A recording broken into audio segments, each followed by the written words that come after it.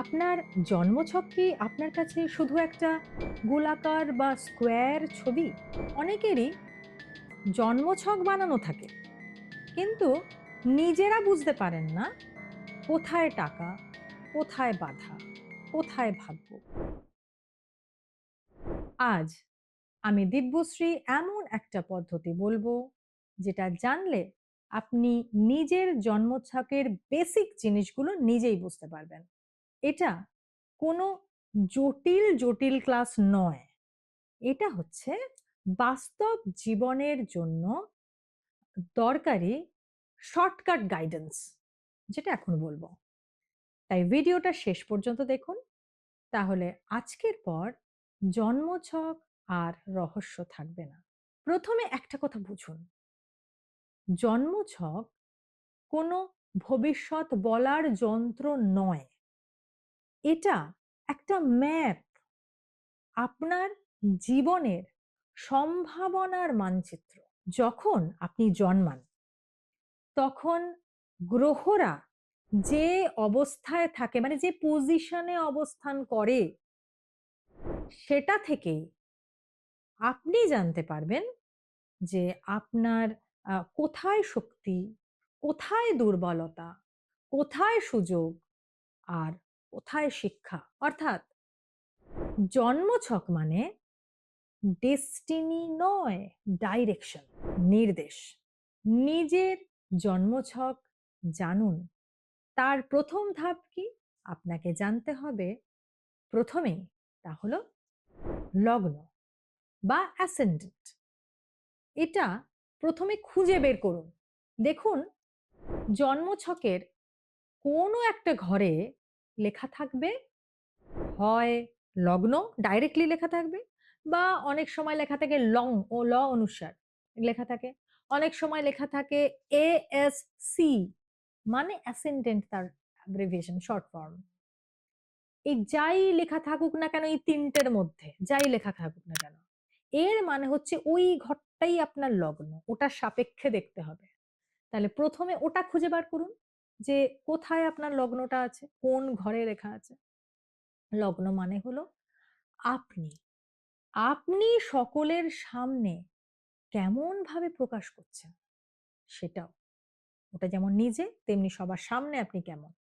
লগ্ন যদি অগ্নি রাশিতে থাকে, মানে মেষ সিংহ ধনুতে থাকে, তার মানে হচ্ছে আপনার যদি হয় মেষ, সিংহ বা ধনু লগ্ন, মানে এই তিনটের মধ্যে অগ্নি তত্ত্বের প্রভাবটা থাকছে, তাহলে আপনি হবেন অ্যাকশন ওরিয়েন্টেড।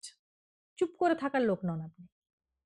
যদি বৃষ, কন্যা, মকরে আপনার লগ্ন হয়, তাহলে পৃথ্বীতত্ত্বের প্রভাব আপনার মধ্যে সবচেয়ে বেশি থাকবে। সেক্ষেত্রে আপনি হবেন বাস্তববাদী, স্থির। এটা হচ্ছে সেলফ। যদি মিথুন, তুলা, কুম্ভ এই হচ্ছে আপনার লগ্ন, এই তিনটের মধ্যেই কোথাও রয়েছে, তাহলে এই এই তিনটে ঘরের মধ্যে যে কোনো একটাই থাকুক না কেন, বায়ুতত্ত্বের প্রভাব বেশি থাকবে। কারণ এগুলো বায়ুতত্ত্বের কারক। সেক্ষেত্রে আপনি হবেন যোগাযোগে শক্তিশালী, কমিউনিকেটিভ স্কিল আপনার সাংঘাতিক, দারুণ।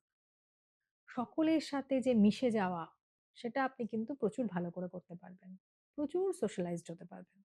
আবার যদি কর্কট, বৃশ্চিক, মীন এইগুলোর উপর যদি আপনার লগ্ন থাকে, তাহলে এগুলো জলতত্ত্বের কারক।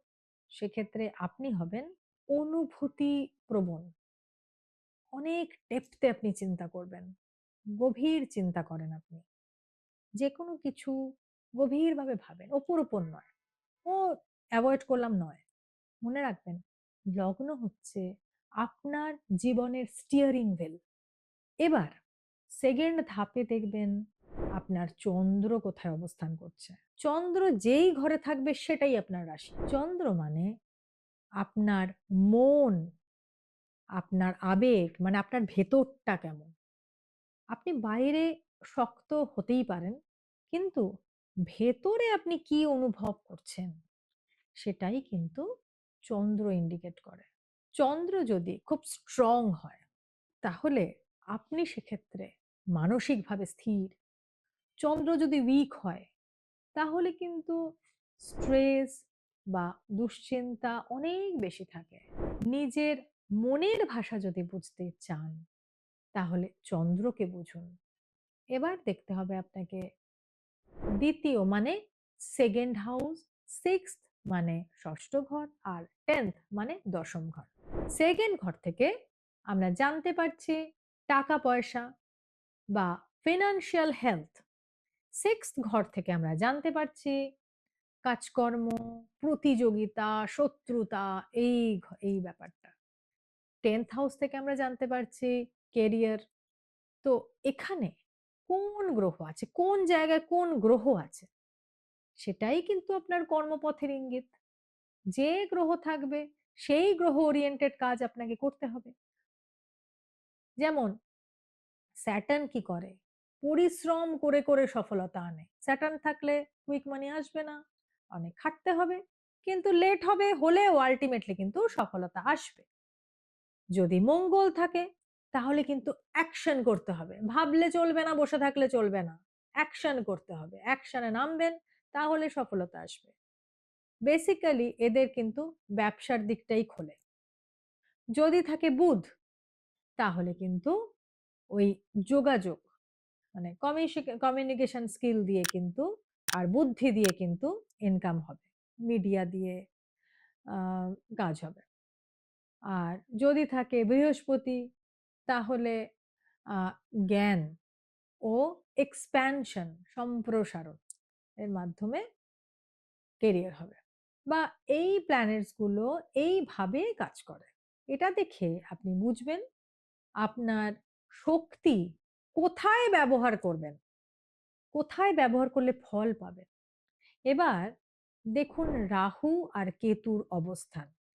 এরা কিন্তু জীবনের লেসন্স আপনাকে শিক্ষা দেবে, এরা শিক্ষা দেয়।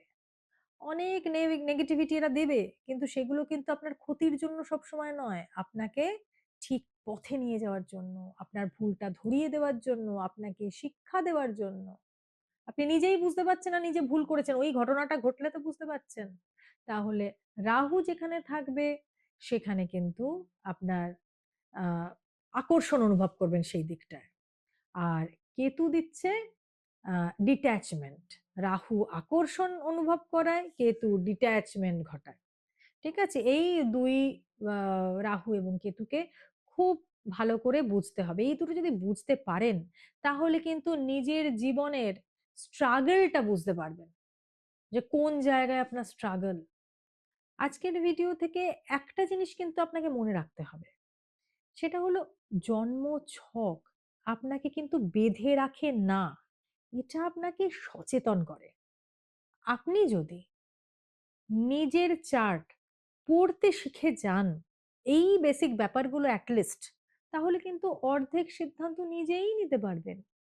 কারণ নিজেকে বুঝতে পারা সবচেয়ে বড় বিদ্যা। আমরা নিজেকেই বুঝি না, কনফিউজ থাকি, সেটাই আসল। কিন্তু যদি ভিডিওটা ভালো লাগে তাহলে চ্যানেলটিকে লাইক করুন, শেয়ার করুন, সাবস্ক্রাইব করুন, পাশে থাকা বেল আইকনটি ক্লিক করুন, যাতে এমন এমন সুন্দর সুন্দর ভিডিও আপনার কাছে সবার আগে পৌঁছে যায়। সঙ্গে থাকার জন্য ধন্যবাদ।